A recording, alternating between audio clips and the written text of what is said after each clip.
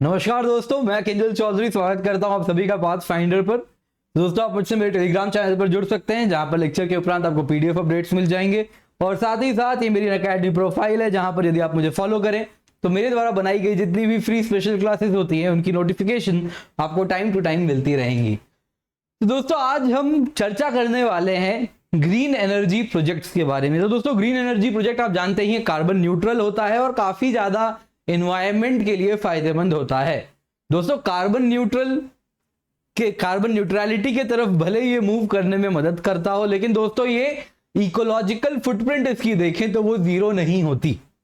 इसकी भी ecological footprint होती है और उस वजह से इसके भी कुछ इकोलॉजिकल अनइंटेंडेड कंसीक्वेंसेस होते हैं। तो आज हम कुछ उसी पर चर्चा करेंगे with respect to great Indian bustard.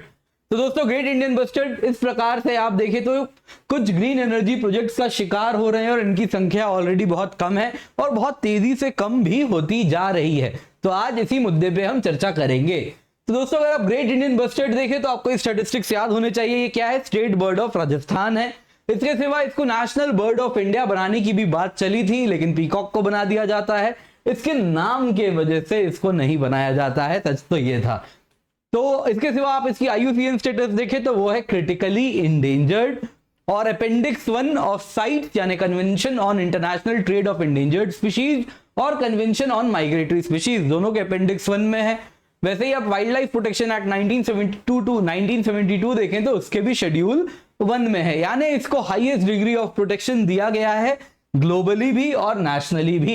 इसके सिवा दोस्तों कहां पर पाया जाता है? तो ग्रासलैंड वाले इलाकों में पाया जाता है। तो फ्लैगशिप ग्रासलैंड स्पीशीज है एंड मोस्टली कहां पाया जाता है? राजस्थान में और कच्छ वाले गुजरात के भी इलाके में। इसके सिवा महाराष्ट्र, कर्नाटक, आंध्र प्रदेश के जो levered side of western Ghats हैं, यानी कि जो रेन शैडो रीजन है, वहां पे जो ग्रासलैंड वाले इलाके हैं उन इलाकों में भी कुछ दिखता है। बट मेजरली आप देखें तो राजस्थान, गुजरात में ही पाया जाता है। इनकी संख्या आप अगर देखें तो बहुत तेजी से डिक्लाइन हुई है। आप देख सकते हैं 1969 में 1260 थी, 78 में 745 और 2001 में 600 और 2018 के बाद तो 150 से भी कम बचे हैं और बहुत तेजी से इनकी संख्या कम हो रही है। पिछले 50 साल में 90% से भी ज्यादा कम हो चुकी है। तो सवाल उठता है दोस्तों, रिन्यूएबल एनर्जी प्रोजेक्ट्स कैसे इनको थ्रेटन कर रहे हैं? तो दोस्तों, अगर आप देखें तो ये जो ड्राईलैंड वाले इलाके हैं, ड्राईलैंड एरिड रीजन्स हैं, राजस्थान के जैसलमेर, पोखरन, गुजरात में कच्छ, तो दोस्तों ये ड्राईलैंड इलाकों का मोस्ट बेनिफिशियल तरीके से इकोनॉमिक एक्सप्लॉयटेशन उस जमीन की कैसे हो पा रही है? तो सोलर एनर्जी, विंड फार्म बना दिया गया है, तो जिससे बिजली बनाई जाती है। तो इस प्रकार से दोस्तों विंड फार्म बना दिए गए हैं। लेकिन दोस्तों, जो विंड फार्म या सोलर एनर्जी प्रोजेक्ट्स लगेंगे तो बिजली तो बनेगी, लेकिन बिजली को क्या करना होगा? ट्रांसमिट करके ट्रांसमिशन केबल्स के द्वारा दूर दूर तक लेके जाना होगा। तो इसलिए क्या किया जा रहा है? तो ढेर सारे हाई वोल्टेज लाइंस भी लगाए गए हैं इस प्रकार से, जिनसे बिजली यहां बनती है और जहां पर खपत है वहां पर भेज दी जाती है। पर दोस्तों, इसका अगर इंपैक्ट क्या हो रहा है तो हम देखें तो दो प्रकार का इंपैक्ट होता हुआ दिख रहा है। पहला इंपैक्ट है दोस्तों, आप अगर देखें तो जब बिजली के केबल लगाने के लिए पिलर्स लगाए जाते हैं तो उसमें यहां पे जैसलमेर में अगर आप देखें तो डीगरे माताजी उरान, तो दोस्तों ये सीक्रेट ग्रोव है जैसलमेर का।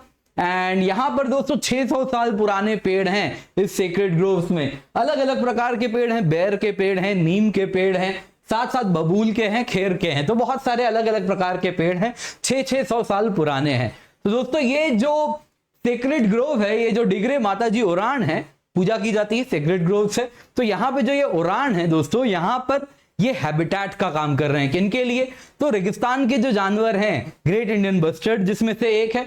इसके सिवा आप देखें फीजेंट हो गया, डियर हो गया, जैकाल हो गया, तो इन सब के लिए ये हैबिटेट का काम करते हैं। तो दोस्तों ये जो बिजली के तार खींचे जा रहे हैं उसके लिए जो पिलर्स लगा रहे हैं इस दौरान, और जो ये फार्म्स लगाए जा रहे हैं उस दौरान ये जंगल को काट दिया जा रहा है, ओरान के पेड़ को काट दिया जा रहा है।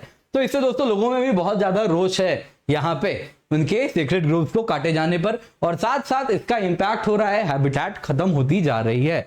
इसके सिवा दोस्तों ये जो ओरान के जो पेड़ थे, यहाँ पर जो जानवर पशुपालन करते हैं लोग, उनके पास ढेर सारे ऊंट हैं, शीप हैं, तो वो ऊंट और शीप चरवाहे यहीं पर लेके इनको खाने के लिए ले आया करते थे। तो दोस्तों अब उनके लिए जो पैस्चर लैंड का काम किया करता था, तो अब ये पेड़ कट जाएंगे तो ये पैस्चर लैंड भी नहीं बचेगा, तो उनको बड़ी दिक्कत का सामना करना पड़ रहा है। और इस वजह से लोकल पॉपुलेशन में भी काफी रोष है और साथ साथ बहुत इसका बुरा प्रभाव पड़ रहा है यहाँ के जानवरों पर भी, क्योंकि उनका हैबिटेट खत्म होता जा रहा है।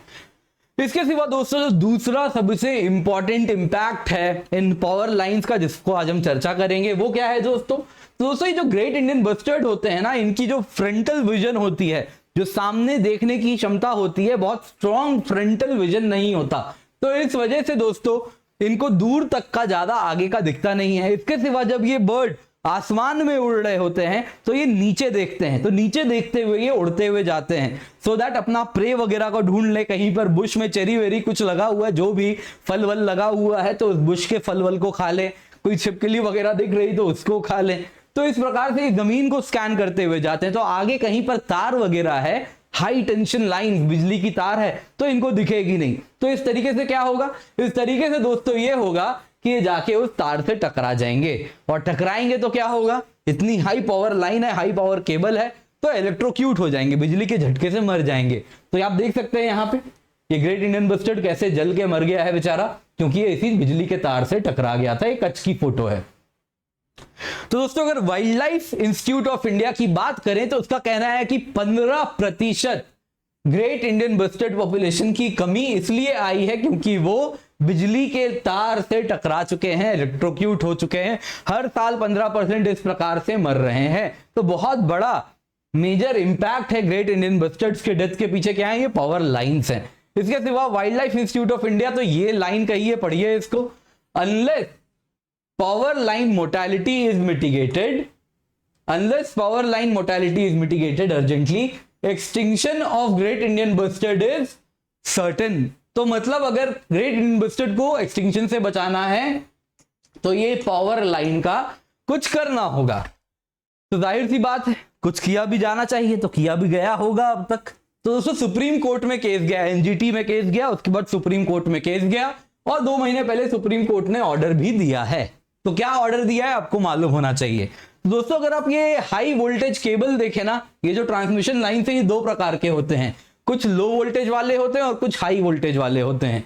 तो सबसे पहले तो सुप्रीम कोर्ट ने कहा है जितने भी लो वोल्टेज वाले लाइंस हैं, 66 किलो वोल्ट एंड बिलो वाले, उनको तो आंख बंद करके अंडरग्राउंड करिए, उनको ऊपर से तो मूव कराना ही नहीं है, जमीन के अंदर केबलिंग कीजिए और ये इमीडिएट इफेक्ट से कीजिए। सबसे पहले आइडेंटिफाई कीजिए और immediately maximum time period of 1 year में इन इलाकों में जितना भी इस प्रकार का केबल है उसको अंडरग्राउंड कर दीजिए। सबसे पहले तो ये कहा है। इसके सिवा फ्यूचर प्रोजेक्ट्स भी जो उन इलाकों में आ रहे हैं जहां पे ग्रेट इंडियन बस्टर्ड रहते हैं या फिर उनका पॉसिबल साइट हो सकता है, रहते हैं एज वेल एज जो पॉसिबल साइट हो सकता है, या कि इस पर मैं स्ट्रेस कर रहा हूं, यानी दोनों प्रकार के इलाकों में क्या कीजिए, उन इलाकों को आइडेंटिफाई कीजिए और वहां पे फ्यूचर में भी जो भी बिजली के तार जाएंगे वो कैसे जाएंगे? अंडरग्राउंड ही जाने हैं। इसके सिवा जो हाई वोल्टेज लाइंस हैं, 130 किलो वोल्ट एंड अबव वाले लाइंस हैं, तो दोस्तों सुप्रीम कोर्ट ने कहा है, हम समझते हैं 130 किलो वोल्ट एंड अबव वाले लाइंस को अंडरग्राउंड करना मुश्किल है लेकिन इम्पॉसिबल नहीं है, तो कोशिश कीजिए उनको भी अंडरग्राउंड करना है। But at the same time इस वक्त क्या करें, तो जहां भी नहीं हो सकता वहां ओवरग्राउंड ही करना होगा। आसमान में इन तारों की तरह ही 130 किलो वोल्ट एंड अबव वाले लाइंस जाएंगे, तो उनको क्या करें, तो उसको मॉनिटर करने के लिए एक 3 मेंबर कमिटी बनाए हैं।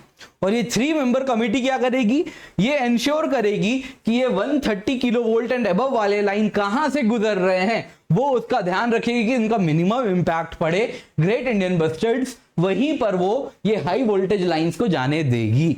तो उन्हीं इलाकों में जाएगी तो 3 मेंबर कमिटी उसको मॉनिटर करेगी और वही इंस्ट्रक्ट करेगी कि कहां से ये हाई वोल्टेज लाइन केबल जाने हैं, तो वहीं पर ये केबल बनेंगे। इसके सिवा सुप्रीम कोर्ट ने कहा है जब तक 1 साल का टाइम दिया है, जब तक ये केबल्स अंडरग्राउंड नहीं हो जाते हैं तब तक क्या करना है, बर्ड डाइवर्टर्स लगाइए, fire fly bird diverters install कीजिए पावर लाइंस में विथ इमीडिएट इफेक्ट। तो फायर फ्लाई बर्ड डाइवर्टर्स क्या है? फायर फ्लाई क्या होता है दोस्तों? जुगनू। जुगनू क्या करता है? अंधेरे में चमकता है ना, तो कुछ इसी प्रकार से ये भी चमकने वाला इस प्रकार का पावर केबल में इस प्रकार का इक्विपमेंट लगा दिया जाएगा। तो बेसिकली दोस्तों क्या है, इस प्रकार का चमकने वाला एक फ्लैप है जिसमें अल्ट्रावायलेट रेज की भी, जिसमें अल्ट्रावायलेट कोटिंग भी होगी, तो वो बहुत ज्यादा चमकेगा। तो इस प्रकार से बर्ड्स दूर से ही देख लेंगे कि भाई यहां पे तो पावर लाइन जा रही है। तो क्या करना है, ये पावर लाइन वो करीबन 50 मीटर दूर से ही देख लेंगे और अपना रास्ता बदल लेंगे। तो इस प्रकार से वो इसमें नहीं उलझेंगे और इसमें मरेंगे नहीं बिजली के झटके से। तो इसको क्या कहते हैं दोस्तों, ये क्या है, बर्ड डाइवर्टर है। तो ये चमकने वाला बर्ड डाइवर्टर क्या कर देना है, लगा देना है इन केबल्स में। तो ये ऐसा लगता है जैसे कि शैंडेलियर टाइप कुछ लगाया है, विंड चाइम लगा दिया, हवा से हिलता भी है और काफी सुंदर भी बना रहा है वैसे ही पोखरन के इलाके को, ऐसा कह रहे हैं। इसके सिवा दोस्तों लेकिन कुछ कंप्लेंट्स भी हैं, काफी एनवायरमेंटलिस्ट कह रहे हैं कि इन बर्ड डाइवर्टर्स का फायदा इन पंछियों को तो होता है, लेकिन ग्रेट इंडियन बस्टर्ड को फायदा हो ऐसा कहीं भी डॉक्यूमेंट नहीं किया गया है। तो हो सकता है उनको फायदा, उनके विरुद्ध ग्रेट इंडियन बस्टर्ड जिनका पेरिफेरल विजन कमजोर होता है उनके लिए बहुत बेनिफिशियल ना हो। हालांकि एक दूसरा पॉइंट ऑफ व्यू भी है। तो जो सोलर एनर्जी प्रोजेक्ट्स वाले हैं वो कहते हैं कि नहीं, कई जगह पे तो इटली में एंड इन इलाकों में तो ऐसा डॉक्यूमेंट किया गया है कि इस बर्ड डाइवर्टर से 95% of bird collision including bustard के अलग स्पीशीज वहां पाए जाते हैं, कोरी बस्टर्ड्स वगैरह वहां पाए जाते हैं, तो उनका इंपैक्ट वहां पर कम हो गया है। तो कोरी बस्टर्ड्स भी अब नहीं टकरा रहे हैं, तो ग्रेट इंडियन बस्टर्ड में भी फायदा होगा। हालांकि इससे भी कुछ नाराजगी जताई गई है बर्ड डाइवर्टर से भी एनवायरमेंटलिस्ट के द्वारा। तो दोनों साइड आपको बताना जरूरी था, जो कि मैंने आपको बता दिया है। तो दोस्तों इसके साथ आज की क्लास यहीं पर करते हैं समाप्त। जब भी अनअकैडमी आए यूज द कोड KC10, क्योंकि इससे आपको सिर्फ 10% ऑफ नहीं मिलेगा, बेस्ट मेंटरशिप मिलेगी, डायरेक्ट हैंड होल्डिंग मिलेगी, बेस्ट नोट्स मिलेंगे और जो गाइडेंस है दोस्तों वो ऑल सब्जेक्ट्स ऑफ GS, ऐसे ज्योग्राफी ऑप्शनल में मेरे द्वारा आपको मिलेगी। इसके सिवा दोस्तों अनअकैडमी में इंडिया के बेस्ट एजुकेटर्स हैं, मेगा कॉम्बैट सब्सक्रिप्शन टेस्ट भी हम रन कर रहे हैं और साथ ही साथ दोस्तों कॉम्बो में बहुत ज्यादा डिस्काउंट है, 25% प्लस 10% प्लस 10%। तो दोस्तों इस वक्त एक साल का जो 74,500 का GS ऑप्शनल कॉम्बो है वो बस 49,600 में मिल रहा है, 49,680 में मिल रहा है। ये तब है जब आप KC10 कोड का इस्तेमाल करेंगे। तो मेरी मेंटरशिप तो आपको एडिशनल मिलती ही है ऑन यूजिंग दिस कोड। इसके सिवा दोस्तों अनअकैडमी प्रॉमिस वीक भी हम रन कर रहे हैं, जिसके तहत आप देखें तो आपको गारंटीड सब्सक्रिप्शन टिल मेंस मिल रहा है, यानी एक साल का सब्सक्रिप्शन मेंस 2022 तक, 2 साल का सब्सक्रिप्शन मेंस 2023 तक वैलिड है। अनअकैडमी प्रॉमिस है 2 साल के सब्सक्रिप्शन में 1 साल का एक्सटेंशन भी आपको मिलेगा अगर आप UPSC CSE नहीं क्लियर कर पाते हैं। ये अनअकैडमी नोट्स आपको मिल रहे हैं हिंदी इंग्लिश दोनों भाषाओं में, टेस्ट सीरीज आपको मिल रहे हैं, 80 टेस्ट हैं, 50 प्रीलिम्स के, 30 मेंस के, तो इवैल्यूएशन भी इंक्लूडेड है और साथ साथ लोन्स भी प्रोवाइड कर रहे हैं और कॉम्बो में तो डिस्काउंट है ही। तो दोस्तों ये ऑफर 14 जुलाई को खत्म हो रहा है, तो यही वक्त सबसे सही है ये सब्सक्रिप्शन लेने का। इसके सिवा दोस्तों अगर आप सिर्फ प्लस सब्सक्रिप्शन लें तो उसकी 2 साल की कॉस्ट है 64,800 रुपए, 2 साल की आइकनिक सब्सक्रिप्शन की कॉस्ट है 1,04,175 रुपए। ये कॉस्ट तब है जब आप KC10 कोड का इस्तेमाल करें। एंड साथ साथ दोस्तों आप ऑप्शनल सब्सक्रिप्शन ले 1 साल की तो उसकी कॉस्ट है 24,750 रुपए on using the code KC10। 14 जुलाई से नए बैच भी स्टार्ट हो रहे हैं और फ्री टेस्ट सीरीज भी है, तो KC10 कोड का आप इस्तेमाल करें और फ्री टेस्ट सीरीज का फायदा उठाएं। Thank you so much for joining, have a great day.